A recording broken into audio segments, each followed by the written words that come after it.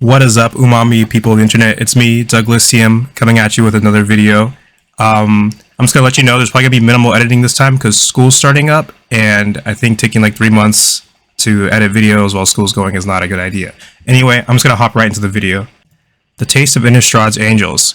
Now I know I should probably be moving on to the next ally color tribe on Innistrad, but I've decided to quickly go over angels because honestly, I feel like this will probably be a relatively short writing, at least in theory.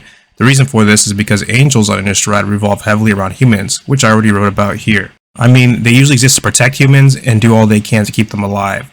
However, I ultimately decided that angels are important and cohesive enough to make them worth covering. Just like last time, these are meant to be brief writings and will not cover the color philosophies of every single angel or faction on different planes. So let's jump in. The white alignment of angels can be seen in their association with the church and how they are either part of it or ally with it as a means of helping humanity. It can also be seen in their role as protectors. They tend to put humans first, which ties in with White's themes of selflessness and putting others before yourself. They are also heavily tied to faith, as we know archangels such as Avacyn and Sigarda are capable of hearing the prayers of humans to one degree or another. There's also the fun fact that, like angels on most other planes, angels on Innistrad are made up of white mana, which is something that feeds into their white alignment. The majority of the angels on Innistrad were broken up into these groups called flights in the past, which were each led by an archangel. Interestingly, even though these angels had white in their color identity, they also had a noticeable second color too. These white-based dual color alignments do a great job of showing the different ways angels go about helping and protecting humanity, with white showing their noble goals and the second color showing some of the differences in what they specialized in or how they achieved those goals. Well, in order to prevent this writing from being less than like a paragraph long, I might as well take the time to look at the flights and the color identity of their archangels. Let's start with the flight of Golden Knight and Gisela. The flight of Golden Knight is heavily associated with the sun, and once a year during the harvest moon season, in which the sun does not fall below the horizon for 2 full days, and during which the moon is invisible, a holiday known as the Feast of Golden Knight was held. It is considered the holiest of days for humans. The flight was also the most battle-oriented out of all the flights, and it was also the one that oversaw the training of Cathars. Gisela was red-white, and now comes the part where we look at why. Notably, the flight of Golden Knight was the most combat-oriented out of all the flights, and this is probably the main reason Gisela is red. When it comes to the combination of red-white, there is a few different ways they can express themselves, but one of the most notable ways is through combat, specifically a military/army style ideology and or group. This angel's from Ravnica, not Innistrad, but I feel like she gets my point across. This is because you are combining red's use of action and passion with that of white's larger organization and understanding of how to work as a team. This ties in with some of the agreements red and white have with the other's philosophy despite being enemy colors. Red and white both understand and like to use tactics that involve masses of people. In red's case, it tends to manifest as a giant rioting emotional mob, while white usually leans towards disciplined fighters and soldiers that strategically work together. Both colors also understand how emotions can be useful. While white doesn't like how red will just follow its emotions without regard to what it should or shouldn't be doing, white does value passion in its organizations, and it does generally want to show its comrades and the people it is trying to help and or protect that it honestly does care about their well-being, and that white isn't just a dispassionate robot. White and red can also be extremely loyal characters a lot of the time. Red's loyalty is emotion-based, but it is capable of being extremely loyal to its friends, family, and or group it is a part of. This emotional connection and loyalty can even be strong enough to lead to a red-aligned character to be willing to sacrifice itself for the people it cares about. However, it is important to note that red usually needs a strong emotional connection to do this, and it will not just die for a bunch of people it doesn't know or care about. White is also extremely loyal to the cause it believes to be righteous, and is willing to sacrifice things in order to help others. While white definitely has emotions, it is more willing to sacrifice itself for people outside of its emotional circle. Think of a hero sacrificing themselves to save a bunch of innocent people, like a city or something, even if their friend and family are not involved. Both colors are also willing to fight to protect those they care about, and white at the very least understands that striking before the enemy can react, like red often does, is a valid form of self-defense sometimes. This is all to say that when red and white are combined, they can manifest in a way that creates a very loyal group of people who are all willing and unafraid to fight for what they believe is right. Another thing to note about the flight of Golden Knight is their association with the sun. To put it simply, red is often associated with fire and heat, and white is often associated with light and or the sun. These associations can actually be seen within the very mana symbols of red and white, respectively. The reason red is associated with fire and heat is because those things are often associated with things like passion and emotion, which is what red is all about. Common phrases such as a burning passion help hammer this point home. The fire also shows how volatile and sudden emotions, and by extension red, can be. White's association with the sun and light probably has to do with light being a symbol of guidance, and how white wants to guide people and keep them safe. It may also have to do with how light is often symbolically representative of something pure, holy, or good, which ties into White's themes of objective morality, i.e. some things are good and some things are evil or shouldn't be done. Thus, when you combine the heat that red magic often has and the light that white magic often has, you symbolically get something that is both a major source of heat and light, the sun. Now on to the Flight of Alabaster, which was led by Bruna. The angels of this flight personified the blessed sleep and were associated with the 100th moon season. They also created and maintained the magical wards that not only protected cities and holy sites, but also prevented the desecration of dead humans. The blue in Bruna's identity probably came from two things. First off is the magical wards that they used to protect various things. Blue is a color that has things like counterspells and hexproof, which ties in with Blue's themes of knowledge. You see, when Blue wants to do something, it believes the best way to learn how to do it is to know as much as you can in regards to the subject. So when there is a blue mage who wants to learn magic, they will try their best to research, alter, and learn all the intricacies of magic in order to master it. Thus, a lot of blue line mages in magic have found ways to mess with spells as they're being cast, or even make things resistant/immune to magic, which I feel is something that's encapsulated by the magic wards that are used to do things like prevent the desecration of dead humans, in a plane where things like spirits and zombies run rampant. One could also think of the wards as being protective countermeasures. One thing that blue likes is thinking ahead and preparing for the future, and or trying to predict what will happen next, so these wards can also be seen in that light. There is also the blessed sleep itself, and blue does have a strong connection with ghosts and spirits, so it sort of makes sense that it could be a color that understands them enough to know how to prevent something like that from occurring. Hey, it's me, Doug, from the future. As I was literally recording this, I just realized also that Bruna is white-blue, which is the same color that spirits on Innistrad are centered in, which is white-blue. And like the one card we get from the Alabaster Flight also seems to care about spirits. Although Bruna herself cares about auras, which I think is supposed to represent the wards that she uses, but I'm not going to get into that for now. One thing blue also tends to lean into is non-physical high concepts like the mind or spirit. So I feel that this is another angle in which blue could end up being well equipped to deal with things like ghosts and spirits. The association with cold and ice is a sort of contrast to red's fire and heat. While red likes to be emotional, passionate, and volatile, blue likes to use its mind and think rationally, rather than let its flawed and short-sighted emotions lead the way.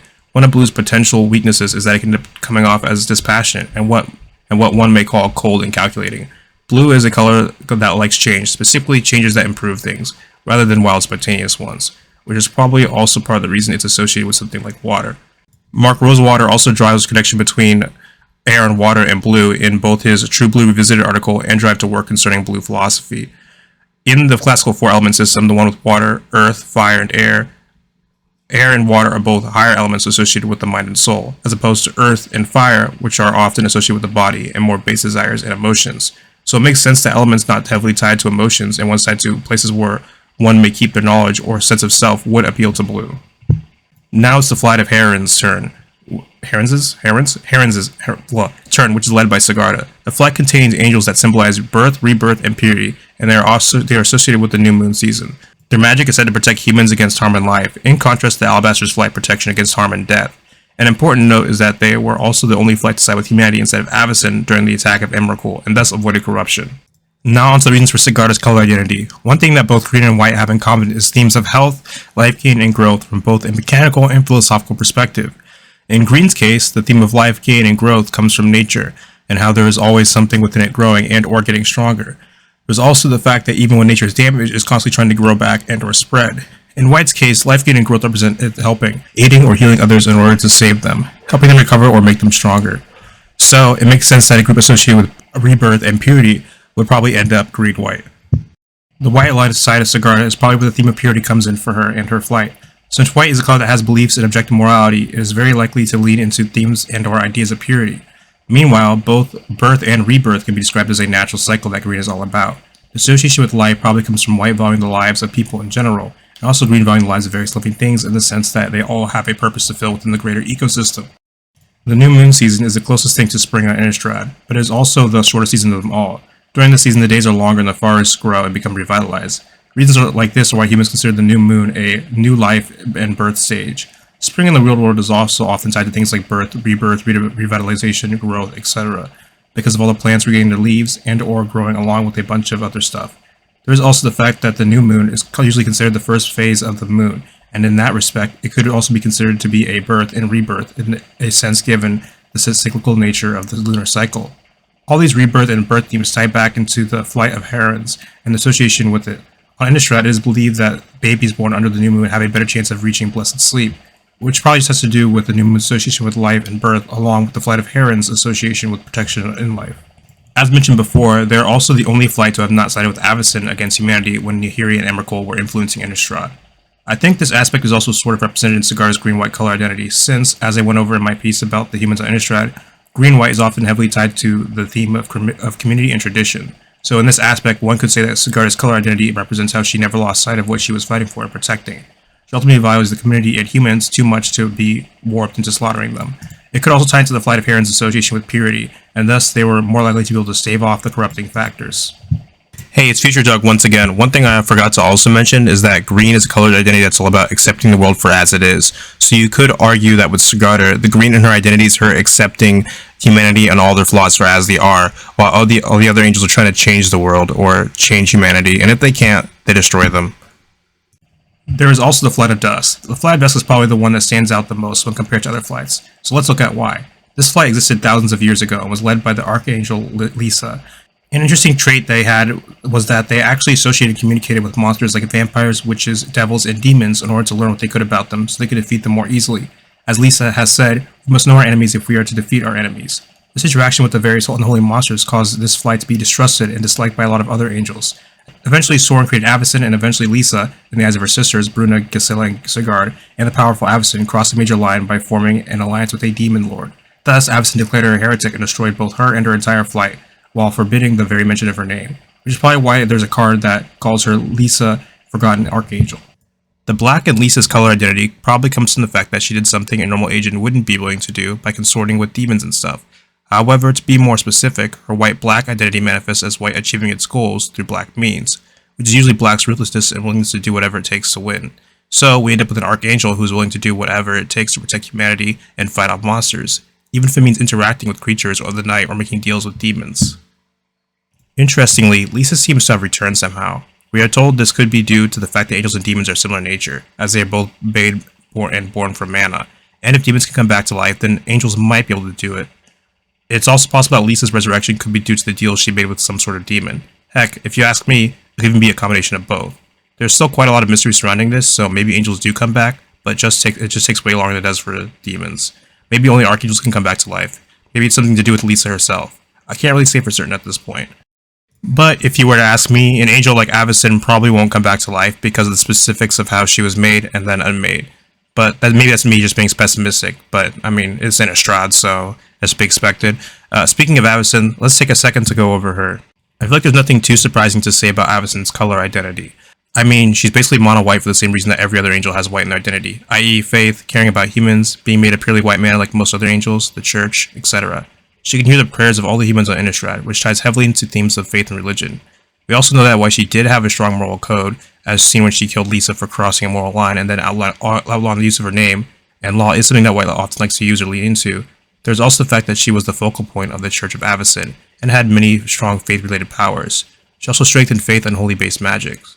We also know that she was benevolent to all humans and was most comfortable around children because of their innocence and earnestness.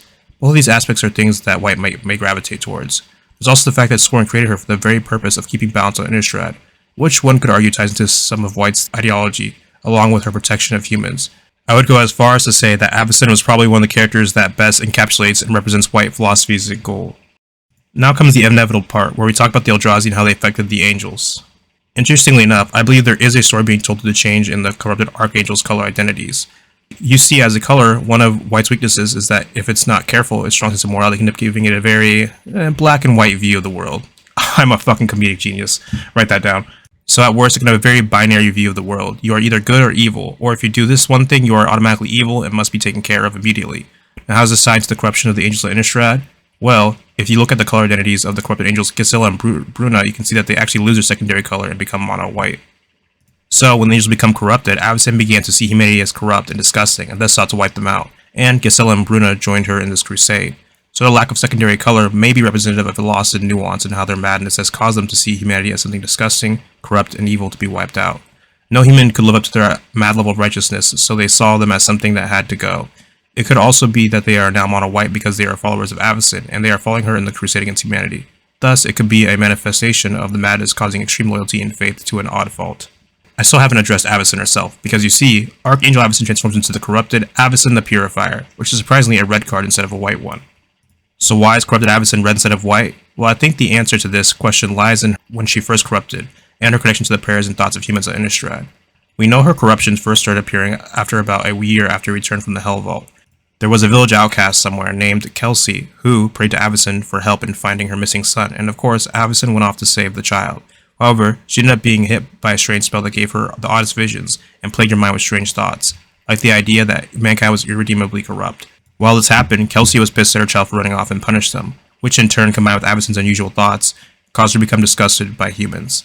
One of the major changes here was in her ability to listen to prayers. That aspect became warped, and all the prayers that she usually hears became tuned out by a weird buzzing and thoughts about how rotten humanity was. The key here is that Avacyn's fall due to the Eldrazi influence either took advantage of or was affected by Kelsey harshly punishing her child. In essence, at the beginning of Avacyn's downfall, there is a point of rage, i.e. a strong emotion. As we have discussed in the past, Red is all about emotions and following your heart, which in fairness can be things like love, but in this case it is Avacyn lashing out in a maddened anger at all of humanity due to the disgust she feels towards them. Last Doug from the future here. Although while I did talk about Avacyn, Gisela, and Bruna being monocolored, one thing to point out is that the Nightmare and Flight in general seems to be dual colored. There are no angels that are both white and red at the same time, but there are mono red angels and mono white angels. So if you want to look at the faction as a whole as a red-white faction, you could go back to what I said previously when it comes to red-white philosophy, in that one of the ways they can manifest is that you can have white goals through red means. So you could have someone who wants to do the morally right thing or believes they're doing the morally right thing, and they ask themselves, how's the best way to achieve that? Well, it's based on emotion. What I feel is right is what must morally be right. So you could argue that the Nightmare Flight is following their emotions due to the twisting of Emrakul, and they're going like, that humanity feels wrong, I hate humanity, so how we treat them based on our feelings must be morally correct. So even though I covered angels, I don't think I will be covering demons as a creature type on Innistrad. The reason for this is because I don't feel like I have enough to say about demons as a whole on Innistrad that I couldn't say about most of the demons on other planes. And they aren't as a cohesive group as angels, humans, or Geistar. I'll probably end up talking about demons one day and by proxy cover the demons on Innistrad, but the current plan for this little series is that I won't cover demons. Well, that's all for now. What was your favorite Flight of Angels on Innistrad and or angel characters in Magic? Even though Avacyn's light may no longer be with us, may the angels protect you from things that go bump in the night. See you next time.